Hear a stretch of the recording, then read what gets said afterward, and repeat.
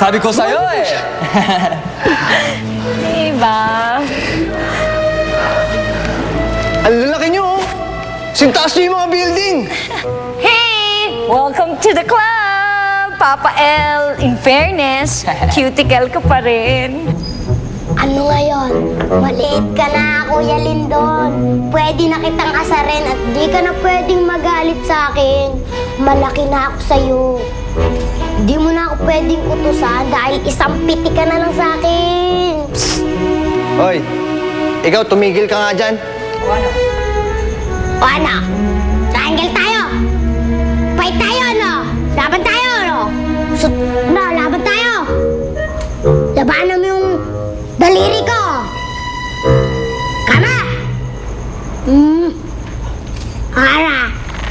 Hoy, ikaw tumigil ka nga dyan.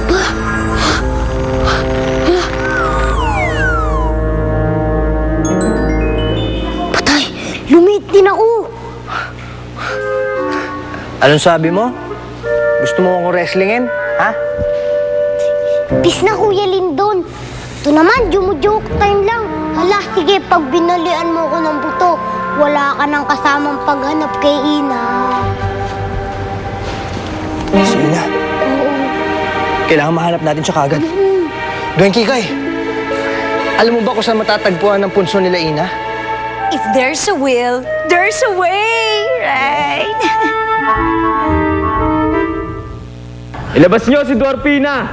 Alam namin tinatago niyo siya! Isuko niyo siya! Wala kayong mapapala! Umalis na kayo! Dudoy! Umalis na tayo dito! Hinahanap na dito si Dwarfina sa kuta! Bakit ako hinahanap?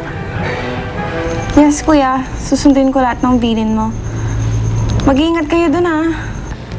Oh, huwag ka na malungkot. Babalik din naman kami kaagad eh. Alagaan mo yung sarili mo, ha? Don't you worry, Ate Chloe. Diyan lang naman kami sa tabi-tabi. Hindi naman kami pupunta ng Saudi. O ano? Ready ka na ba, buddy?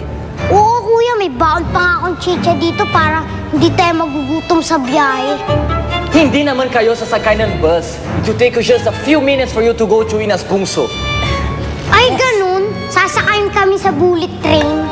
No, no. Sa aking pinaka-greatest invention, ang teleportation tube. Yes! O ano pong inaantay natin? Let's go to Duendecitas. Yes. Nandun yun, I'm sure. Talaga namang nandun siya. Halika na, sunod na kayo. Let's go. O paano, Chloe? Alis na kami, ha? Ikaw na munang bahala dyan. Alagaan mo yung sarili mo. Bye, kuya. Ingat kayo.